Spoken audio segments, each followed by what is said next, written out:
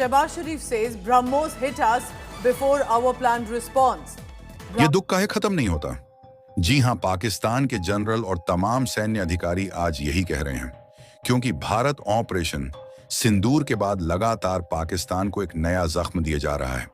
लेकिन आज जो जख्म दिया गया है, उससे तो पाकिस्तान की तीनों सेना, चाहे वो नौसेना हो, थल सेना हो या वायुसेना हो, तीनों की तीनों पैनिक मोड में चली गई है, हाई अलर्ट पर जा चुकी हैं और इसके पीछे कारण वाजिब है।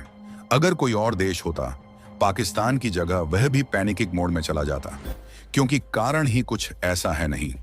समझे तो चलिए, मैं आपको ये सारी चीजें विस्तार से बताता हूं। दरअसल ऑपरेशन सिंदूर के बाद यह बात तो जग जाहिर है।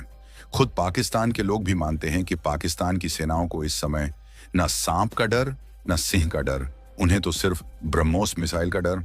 जी हां, इस समय पाकिस्तान की सेनाएं दुनिया में किसी भी चीज से इतना नहीं डर रही जितना खौफ ये ब्रह्मोस मिसाइल से खा रहे हैं, क्योंकि जिस तरीके से इनके एयरबेस को चुन चुन के तोड़ा है, ब्रह्मोस ने इन्हें हवा भी नहीं आई कि ब्रह्मोस मिसाइल किस दिशा से आ रही हैं, किस रफ्तार से आ रही हैं। ये बस देख रहे थे अपने एयरबेस को धू धू कर जलते हुए। इसीलिए ये ब्रह्मोस मिसाइल से डर रहे हैं, क्योंकि अगला कॉन्फ्लिक्ट अगर होता है तो भारत ब्रह्मोस मिसाइल की इफेक्टिवनेस को देखकर और ज्यादा बड़े अटैक करेगा इनके ऊपर और ज्यादा ब्रह्मोस मिसाइल इस्तेमाल करेगा। लेकिन ये तो कुछ भी नहीं।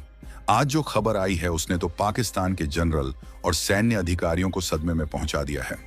दरअसल खबर यह है कि भारत ने ब्रह्मोस मिसाइल के जो अपग्रेडेड वेरिएंट है, जिसमें ब्रह्मोस के ब्लॉक 2 और ब्लॉक 3 अपग्रेडेड मॉडल होने वाले हैं, इनका निर्माण कार्य दुगनी रफ्तार पर करना शुरू कर दिया है। लेकिन जो सबसे खौफनाक बात है पाकिस्तान के लिए कि ब्रह्मोस का हम एक स्पेशल मॉडल तैयार कर रहे हैं, जो कि है ब्रह्मोस LR, यानी कि लॉन्ग रेंज। जी हां, जिसमें ब्रह्मोस की वर्तमान जो रेंज है करीबन 350 से 400 किलोमीटर, उस ब्रह्मोस BLR की इससे दुगनी होगी, यानी कि 800 किलोमीटर। और इसके ऑलरेडी हम टेस्ट कर चुके हैं और सारे टेस्ट सफल भी हुए हैं। इसके फाइनल ट्रायल भारत कुछ ही महीनों में करने जा रहा है और रिपोर्ट्स बता रही हैं कि 1 साल के बाद यह भारतीय सेना में शामिल कर ली जाएगी। यानी कि ठीक 1 साल के बाद अगर एक और ऑपरेशन सिंदूर आयोजित किया जाता है तो उसमें पाकिस्तान के ऊपर ब्रह्मोस LR कहर बरसाने को पूरी तरीके से तैयार होगी।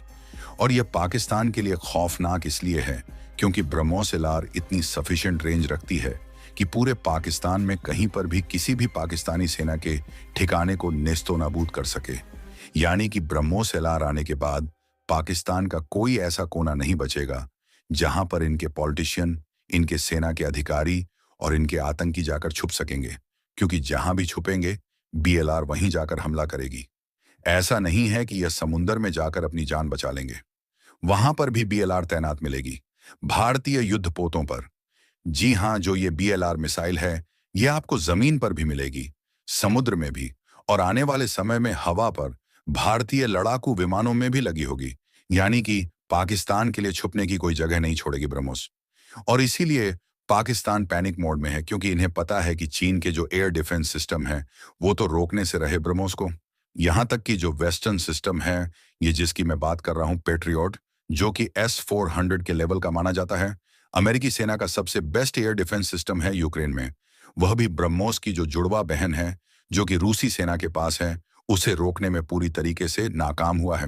इसीलिए पाकिस्तानियों को समझ लेना चाहिए कि ब्रह्मोस मिसाइल को दुनिया की नंबर 1 क्रूज मिसाइल होने का जो खिताब है, जो पश्चिमी देशों ने ही दिया है, वह ऐसे हवा में नहीं मिला। इसने परफॉर्म किया है युद्धों में, कॉन्फ्लिक्टों में, तब जाकर इसे वर्ल्ड नंबर 1 क्रूज मिसाइल का दर्जा मिला है। और इसे रोक पाना पाकिस्तान तो छोड़िए, इनके आका चीन के बस की बात नहीं ये।